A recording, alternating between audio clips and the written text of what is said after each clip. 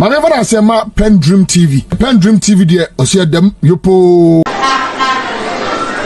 Thank you very much. Our hard-working branch and constituency executives, our party members and supporters, members of our Council of Elders, national executives present here, members of the professional forum, my colleague ex-appointees of the NDC, our media friends, invited guests, my wife Lodina,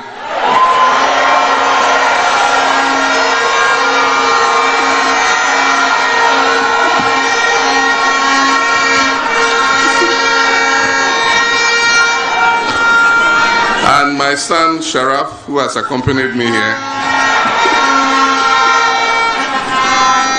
Invited guests, my brothers and sisters.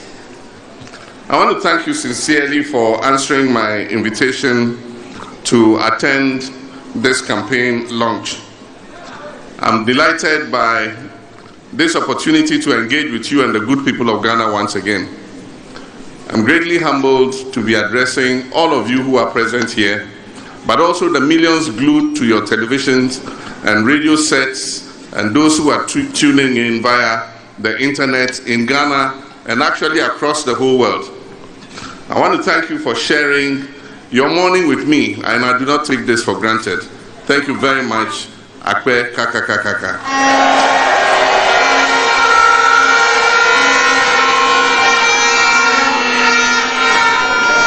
As I drove onto the campus of the University of Health and Allied Sciences, popularly known as UHAS, which was built during the tenure of our great party, I could not help but feel a sense of fulfillment that the dream and vision of our late president, Professor John Evans Atta Mills, has been actualized in a very beautiful way.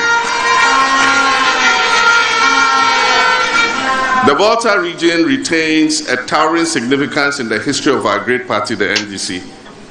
Our founder and former president, Flight Lieutenant John Rawlings of blessed memory, whose courage and vision inspired the formation of the NDC, hailed from this very region.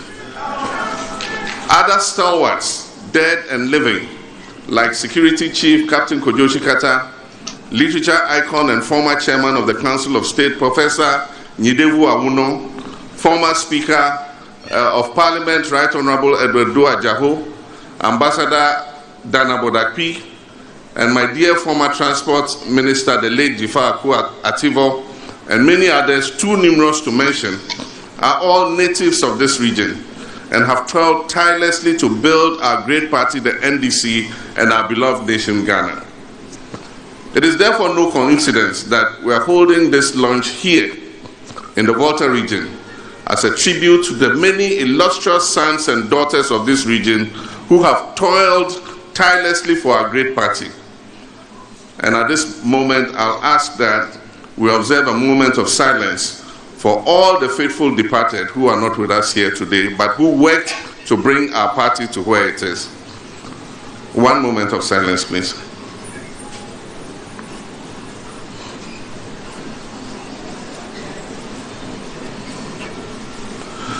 May their gentle souls rest in perfect peace. Amen.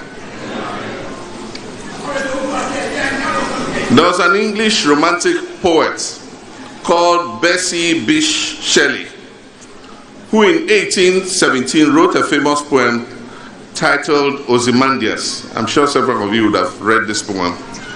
This poem was a cautionary tale about a ruler who was so full of pomp, arrogance, and a deluded sense of self-importance. One is struck by the poet's description of the clueless ruler as he goes on to boast, "My name is Ozymandias, King of Kings. Look on my works, ye mighty, and despair." Unquote. Tragically, according to the poem, when one looked around to see these so-called works, one saw nothing but sand and decay. The poem mirrors our present national circumstances in a very uncanny way. Fellow countrymen and women, my brothers and sisters, I wish to thank Professor Joshua Alabi, the convener of the John Mahama Campaign Committee, and a former Vice Chancellor of the University of Professional Studies, Accra, and who was my co-aspirant in the 2019 presidential primaries.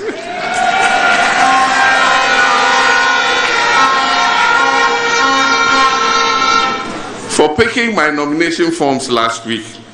And I'll tell you a little joke at this point. When the primaries were over the last time, and I had got 95.3% of the vote, I got a call from Professor Alabi congratulating me. And he said in Hausa, we grew up in Tamale together, so he speaks Hausa. He said, oh, this little play we're playing, look how you have disgraced us.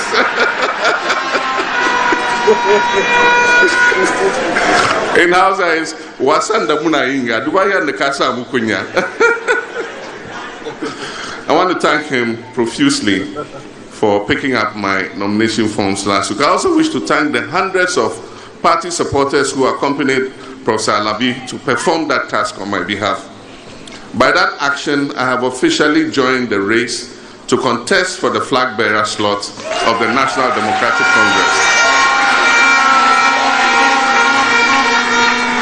For the 2024 elections, which I consider to be the most important and defining poll of our time, I've not taken this step lightly. It has been the product of months of prayer, broad consultation, and sober reflection. I've searched my soul and placed close attention to your voices, to your daily struggles, and to our present national predicament. At this stage, Ghana demands experience, not experiments. Ghana demands togetherness and not divisiveness. Now is the time for bravery of heart and clarity of purpose. 6 years ago, despite our best efforts, the people of Ghana decided to entrust the management and administration of this country into the hands of the NPP. They did so in the hope that the many mouth-watering promises that were made to them would translate into meaningful action that would mark an improvement in their living conditions and the general well-being of our country. My brothers and sisters, 6 years on, those hopes have been dashed. Instead of the prosperity and progress that was promised, the last 6 years have been perhaps the most difficult and challenging period of our history as a country. This government has been clueless and in many ways callous. The unthinkable has happened, and our country today is broken on all fronts. Ghana is bankrupt. We are saddled with debts we simply cannot pay. And we have suffered the global humiliation of defaulting on our debts and being downgraded by all credit rating agencies to the lowest level ever seen in our history. Our economy is in the worst ever shape, with suffering and pain on an unprecedented level. Hyperinflation and ever-increasing price of basic items, including food products, have all combined to inflict unbearable pain on millions of Ghanaian households. Parents are being forced to make the choice between seeking prompt health care for their sick children or providing meals with their meager resources for their families. Our middle class stands the real risk of being wiped out on the back of an obnoxious debt restructuring program. The poor who depend on the middle class for employment and sustenance are on their own and uncertain of their fate in the future. Our aged pensioners and the elderly have not been spared either. In the past few weeks, they have been compelled to stage public manifestations outside the Ministry of Finance in defense of their livelihoods, even in this elderly state. Who would have thought that Ghana will come to a juncture like this, where a government would mete out such shabby treatment to our senior citizens, whose only crime is that they put their life savings in what is considered the safest financial instrument in the world, government bonds. We are at this most depressing phase in our history where our economy has been destroyed because of the systematic mismanagement, misguided and clueless policy choices and the incompetence of President Nana Akufo-Addo and his Vice President Mahamudu Bawumia. While our people struggle to keep their heads above water, government officials continue to exhibit high levels of greed, corruption, arrogance of power, dishonesty, blatant state capture, and conflict of interest. Unsurprisingly, no one in this MPP government wants to take responsibility for anything, including their flag-bearer hopefuls, most of whom were part of the economic management team, the team that was called the solid team. Today, everybody is running from taking responsibility. They continue to lay blame for their disastrous economic management on external factors, whose relationship with our present sorry circumstances are at most tenuous. We all know that this economic collapse has been years in the making, just as we know it was entirely avoidable. Amid all the suffering, government remains obstinate and refuses to back down from the costly missteps that led us here in the first place.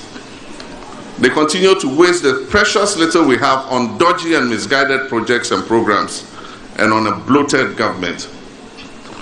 As they tighten the noose on the helpless citizens by piling on more taxes and expropriating our money through measures like the domestic debt exchange, government offers no semblance of genuine sacrifice on its part.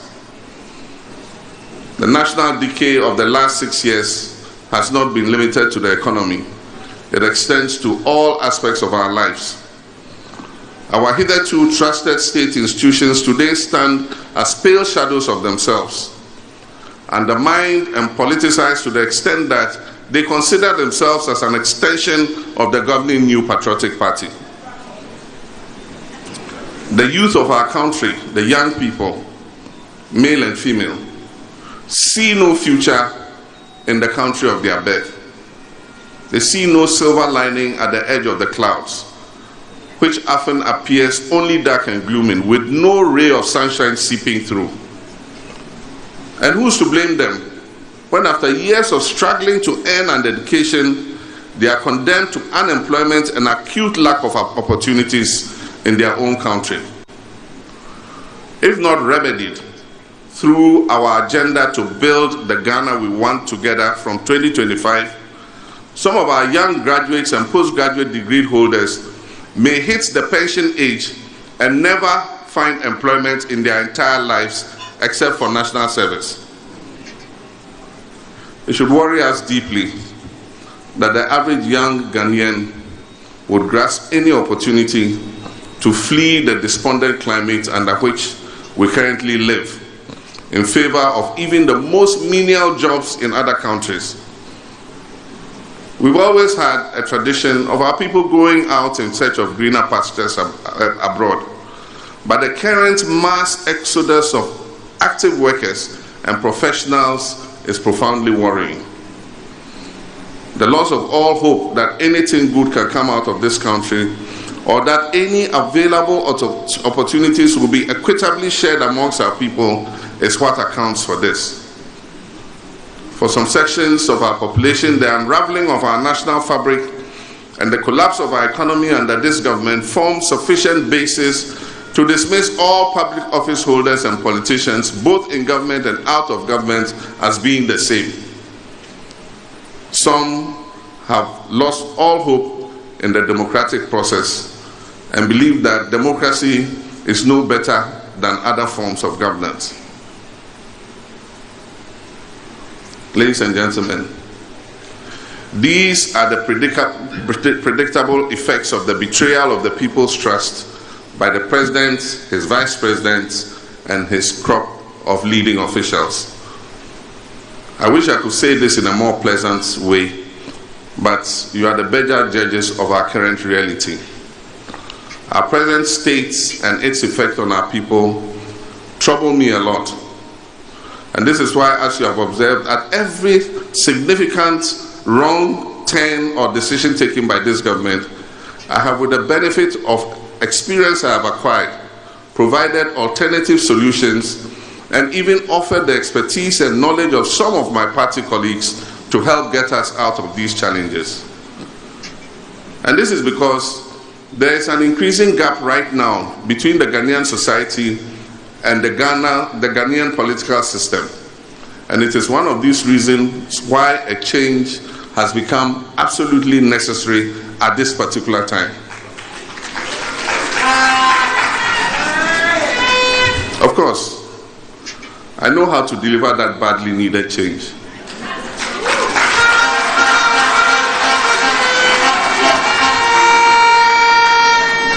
Because over the last 4 to 5 years, I've continued to study our problems. I've continued to listen to each and every one of you and to a variety of scholars and experts. And I can say with full confidence that I've learned a lot during the period I'm speaking about, and I'm ready and able to be the kind of president that Ghanaians are looking for.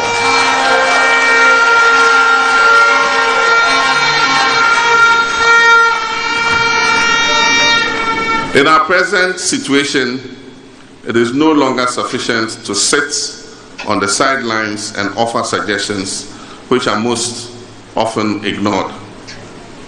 I'm therefore coming before you in all humility and in response to the calls from my party and the generality of the people of Ghana to offer myself to serve this country and its people that I love so dearly, by first putting myself up for election in the oncoming NDC presidential primaries.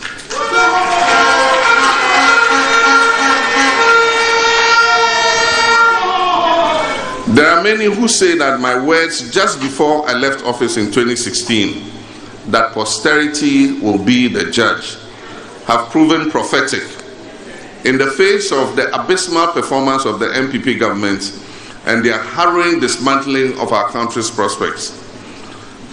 But my brothers and sisters, I'm not the kind of leader who derives pleasure from or who can smile at my country's failings, even the failings of my political opponents. As noted by Otto von Bismarck, a wise man learns from the mistakes of others.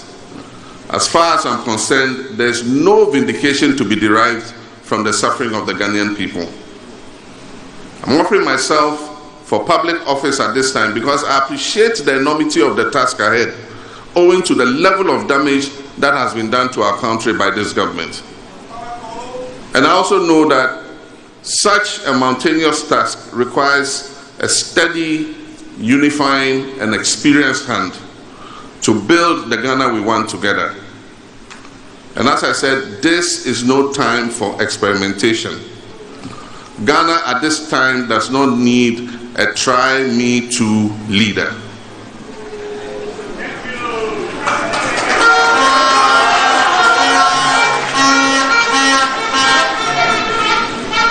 Our country at this time urgently needs a leader with an unwavering desire to get things done in a no-frills, no-thrills, business-like manner.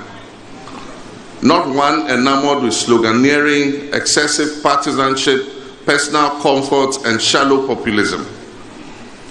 Ghana's next leader should exercise sound judgment and be able to make the right calls at the right time. A leader who accepts responsibility and works to fix the problem, and not one who shifts blame onto others.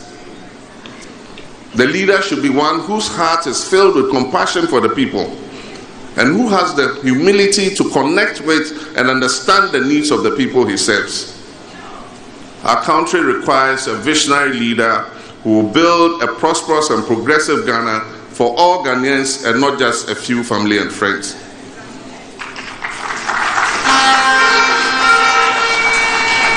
We in the NDC will not run a government of slogans. Instead, we will run a government of action.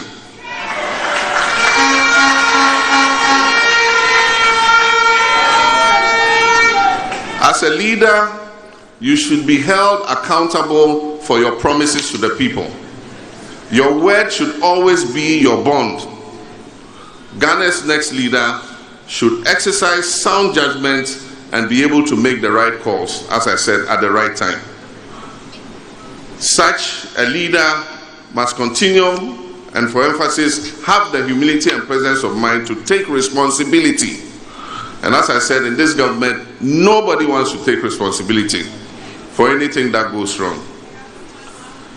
Our next leader should be a leader whose heart is filled with compassion, as I said, for the people who he has the humility to connect with and understand. He should not be a leader who views the public purse as a family japadier, or in English, heirloom, or even the mandate given to him by Ghanaians to govern. He must not view it as a manifestation of his birthright. A leader who has his sights on leaving a legacy for posterity. That is what we need today. And with all the humility I can muster, I believe that I possess these qualities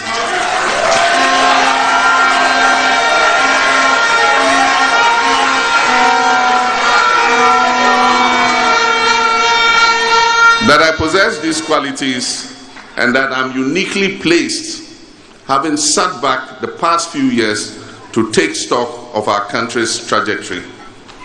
I'm aware of the extent of work that awaits the next government. There's so much to fix, there's so much to repair, and there's so much to heal. But I'm set and ready, very ready.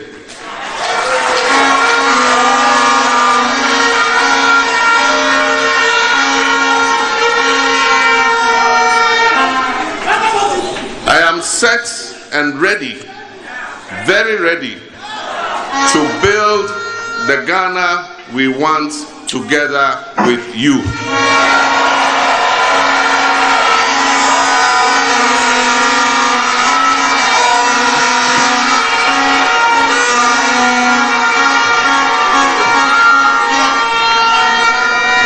Our mission as the NDC is to get out of the current nightmare and to get out of it together, reaching to one another, listening to one another, and providing hope for all Ghanaians.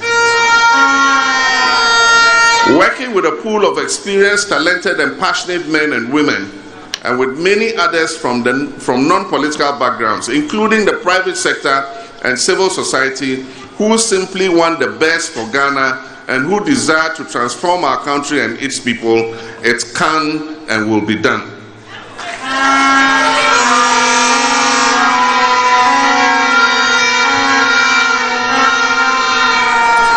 The first order of business will be to reset our country to its default settings, as envisioned by the founders of the Fourth Republic.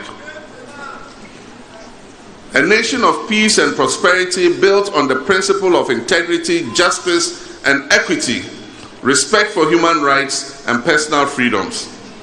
A leadership of modesty and humility that forges consensus and carries the people along in the implementation of its policies and programs.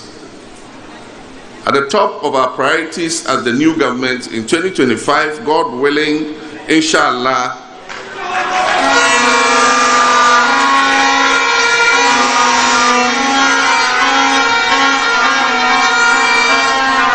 at the top of those priorities will be to restore stability and inclusive growth to our economy.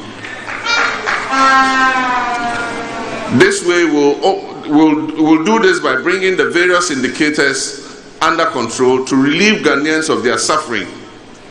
We will strictly enforce prudence and responsibility in the management of public finances by cutting out waste and ostentation, which have become a common brand under this administration. Together, we will build the Ghana we want. We shall restore faith in our almost collapsed financial system and embark on sweeping reforms at the Bank of Ghana. We shall actively pursue policies to ensure robust local participation in our banking, financial, telecommunications, mining, agriculture, agribusiness, and manufacturing sectors.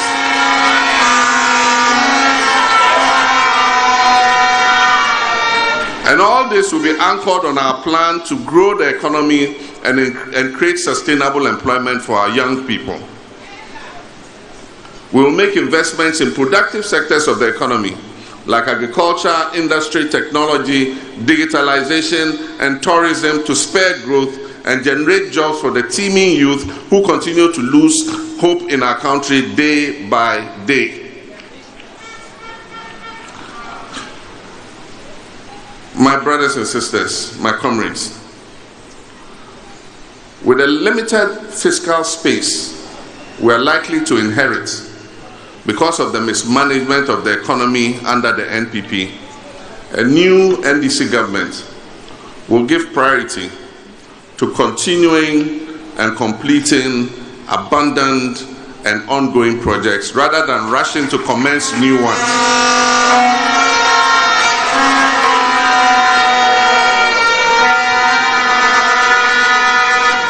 We shall not rush to commence new projects. We'll take an inventory of all the abandoned and uncompleted projects in this country, and we will focus on completing them.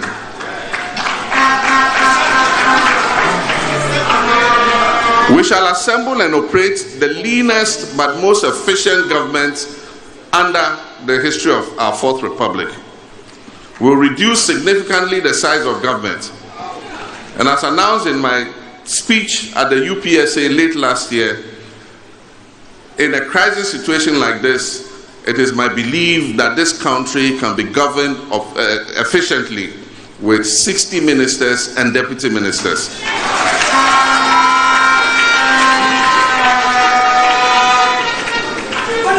We will initiate and undertake the most far-reaching constitutional, political, and governance reforms under the Fourth Republic, which will be aimed at restoring confidence in our democracy and governance systems while making life easier and better for the people of Ghana. In response to the concerns and calls from many of you, we will initiate and undertake the most far-reaching constitutional, political, and governance reforms that will restore confidence in our democracy. We will continue and bring to conclusion the constitutional review process that was begun by the late President Atta Mills, which will include a review of the controversial Article 71 to reduce the number of office holders under Article 71 and reduce the disparities in privileges and emoluments vis-à-vis the public sector and civil service.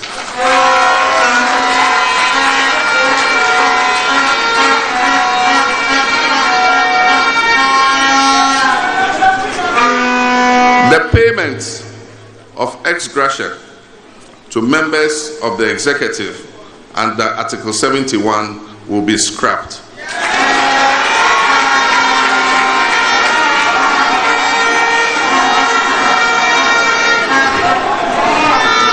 And the necessary constitutional steps to abolish that payment will start in earnest in 2025. We will also begin the process of persuading the other arms of government other than the executive to accept the removal of these ex gratia payments. Issues pertaining to the excessive powers of the President, proper separation of powers, strengthening of Parliament, restoring the independence of the judiciary, independent and quasi-independent state institutions, and depoliticizing them will take center stage of the new administration. With renewed vigor, we will work to restore confidence in all institutions of state so that our people will see their institutions working for them as they should, with utmost professionalism and non-interference from political actors.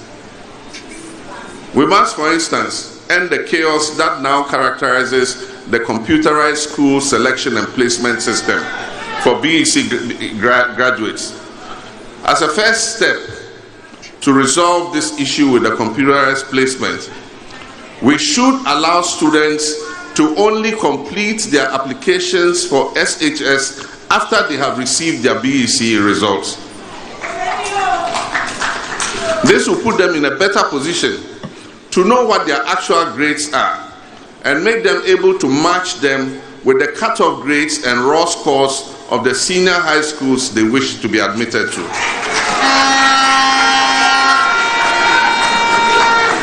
This will moderate expectation, ensure effective demand based on real results, and address the uninformed demands we currently see. It will also root out corruption and blatant discrimination from the school placement process. Fellow councilmen and women, the time has come for Ghanaians to receive proper accountability from those they elect to political office. This accountability can only be achieved by a new party coming into government in 2025. I promise Ghanaians that we shall investigate how public funds have been expended.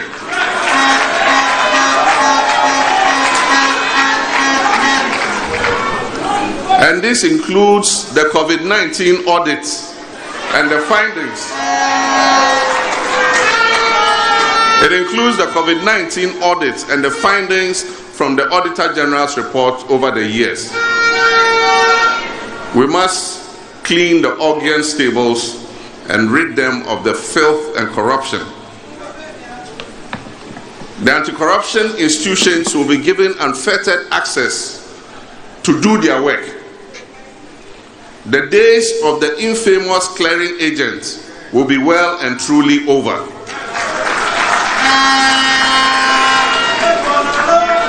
To ensure efficiency and professionalism in this endeavor, institutions of state will be empowered to work independently without interference.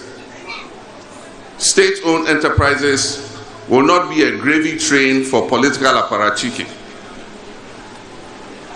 We shall reintroduce the hallmark of my previous administration, and that is tolerance for criticism and the creation of a conducive atmosphere for the media to do its work without the fear of threats, harassment, and possible assassination.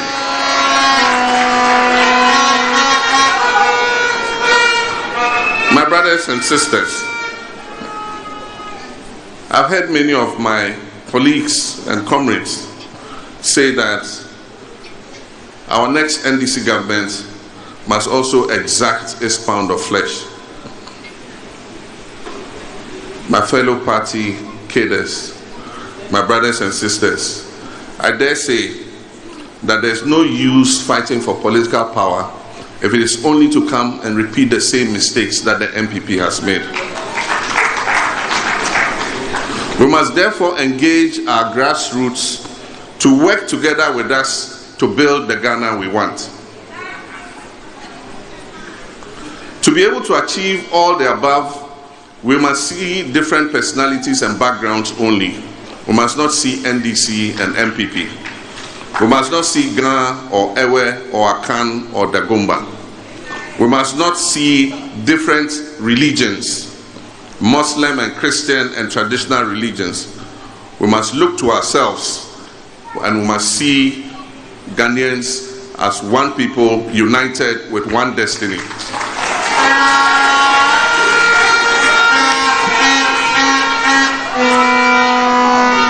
You and I, hand in hand and working together in building the Ghana we want, it will take grit, it will take determination, but we have what we have not had before, the benefit of hindsight and reflection from afar, and the benefit of experience to improve upon our successes and avoid our previous mistakes.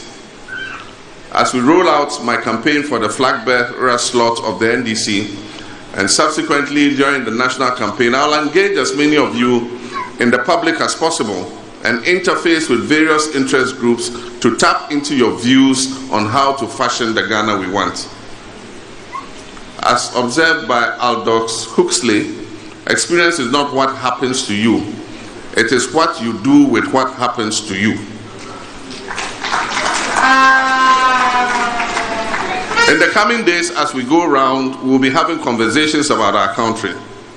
But more important, we must put into action the plans that we would conceive together. It will not be easy. It will take determination. It will take grit. It will take tears. It will take sacrifice. I promise you that I'll share that pain and sacrifice with you. And above all, I promise you hard work.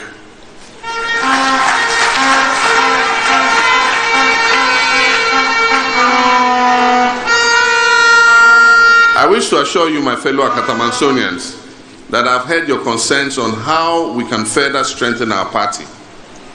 I'll certainly make you proud by addressing those logistical needs as we work to position the party to be more responsive to your needs. We shall build the most formidable political party, and every Ghanaian will be happy and proud to associate with the NDC.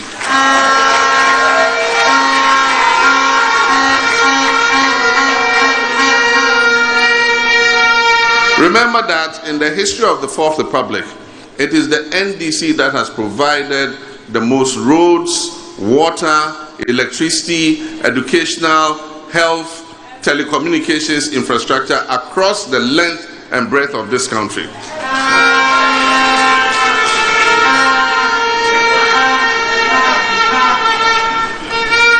It was the NDC that took the decision that every region of Ghana must have a public university.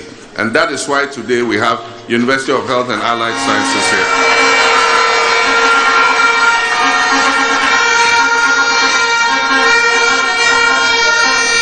It was the NDC that considered it prudent to build an airport in the Volta region. And on 6th March this year, all those planes are coming to land at the airport and bring the people to come and celebrate 6th March. They would have had to come by road if that airport had not been built. Ladies and gentlemen, too much has happened to us as a people, but we have a duty to ourselves to learn from history and chart a path accordingly. And I'm giving you a quote from President Ronald Reagan. He says, "The greatest leader is not necessarily the one who does great things. He is the one that gets the people he leads to do the greatest things."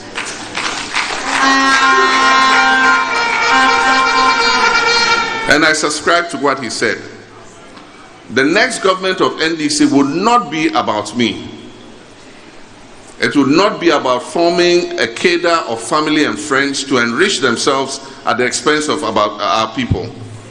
The next government of the NDC will be about you.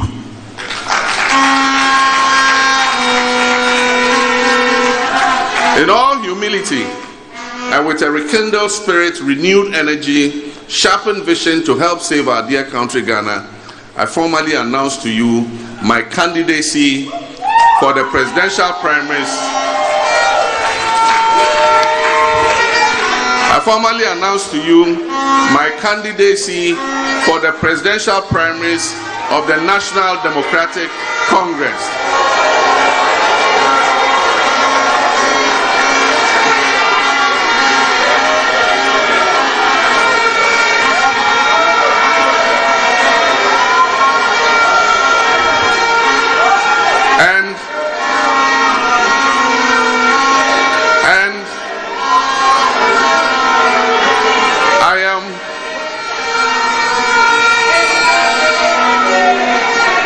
Thank you, pardon me. Thank you, pardon me. And I'm proud and honored that our NDC family, young and old men and women from all over the country, are standing firmly behind me.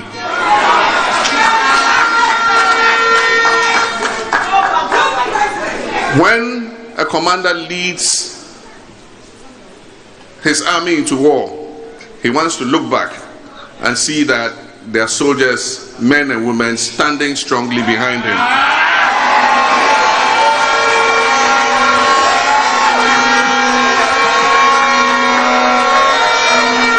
I feel humbled by your love, and I hope you all know that I love you too.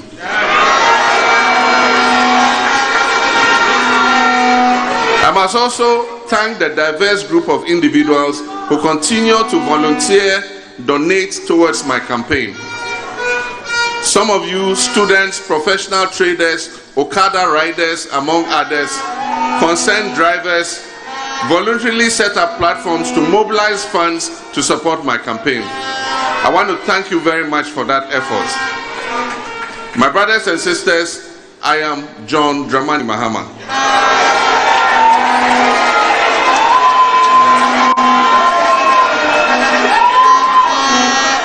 Your proven servant leader, and I ask you to bless me massively with your trust and your votes on May 13th and subsequently on 7th December 2024.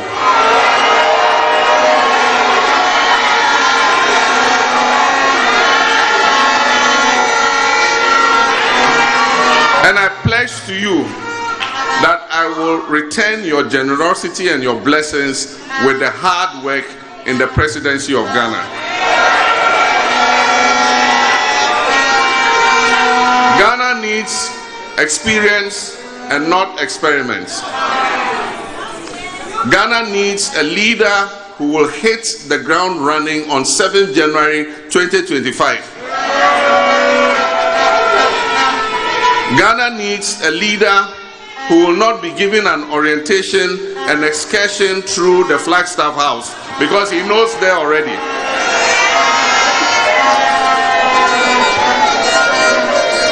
Ghana used to be the shining light on the continent of Africa, and I'm of the strongest conviction that we can attain those heights again. I believe it, and we will lead by example. And as I conclude, I wish to thank my wife Lordina,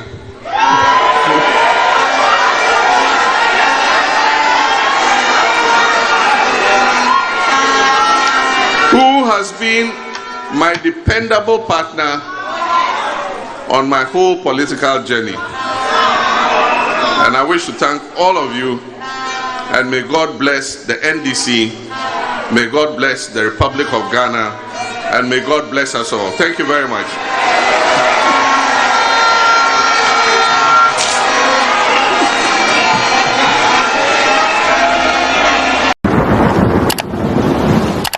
My never say PENDREAM TV. PENDREAM TV, dear, or see them, yopo.